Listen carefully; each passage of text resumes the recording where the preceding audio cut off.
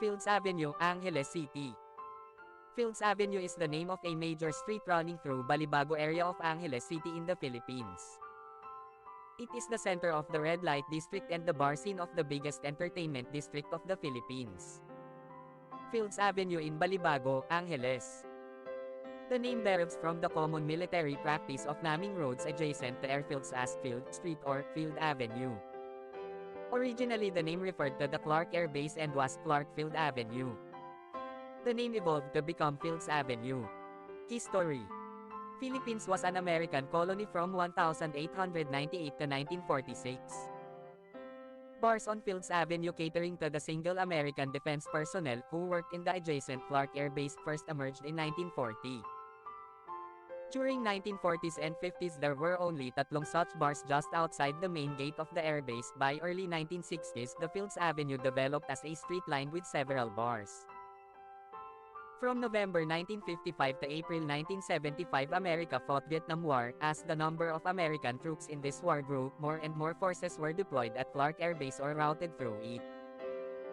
This led to a pro-life ration of bars, live bands and prostitution, the latter mostly by young Filipino women, most of them either teenagers or 18 hanggang 55 years old. By the 1970s, there were more than 150 bars and prostitution joints along Fields Avenue. This led to a mushrooming of related ancillary industries in the vicinity, namely music bands, hotels, doctors, hairdressers and money exchange transfer services. In its heyday, Fields Avenue provided direct or indirect employment to nearly 20,000 Filipinos including plumbers, electricians and security guards. In the 1980s, though the American presence remained steady, the bars and prostitution shops continued to pro-life rate. Many bars and prostitution dens were owned by Americans as well as local politicians, thus leading to a nexus between the locals, politicians and American military and ex-military personnel. With the withdrawal of American Defense Forces from Clark in 1993, many of these establishments changed hands but continued to do business.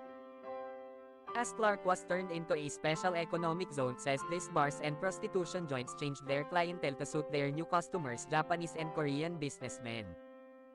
Restaurants serving food from these countries began to appear and signboards in these languages were put up. The period from 2000 hanggang 2010 saw further expansion of these joints as the area was relabeled as an entertainment district. While prostitution was officially banned, girls working here were simply redesignated as guest relations officers, and prostitution continued in practice.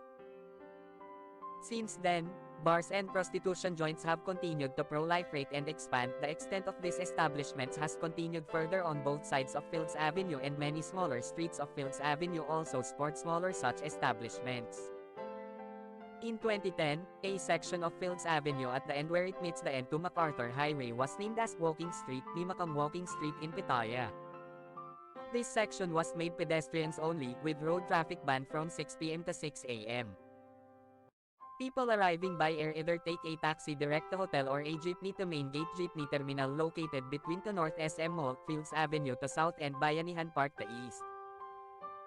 Those arriving from Manila by bus ask the driver to drop them off at the corner of Fields Avenue and MacArthur Highway, or alight at Capas Angeles Transport Terminal, which is also walking distance from Fields Avenue and the MacArthur Highway. The presence of family-oriented activities on the other side of Fields Avenue, namely shopping malls as well as activity centers in Clark Air Base, has led to a neat separation between the two. Fields Avenue tends to cater more to single foreigner men and sometimes women too, with at least 5 bars featuring gigolos and gays, while the rest of Clark caters to family-based entertainment. Fields Avenue remains among the safest streets in the region, with restaurants and hotels.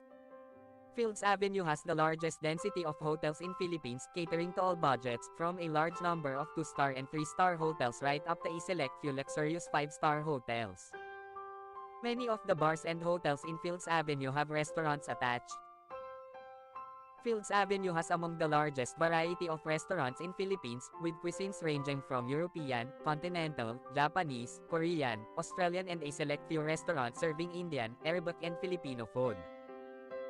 15 restaurants tend to have long opening hours, most of them open late and close late, up to 4 a.m. though a reasonably number of them open early, around 7 a.m.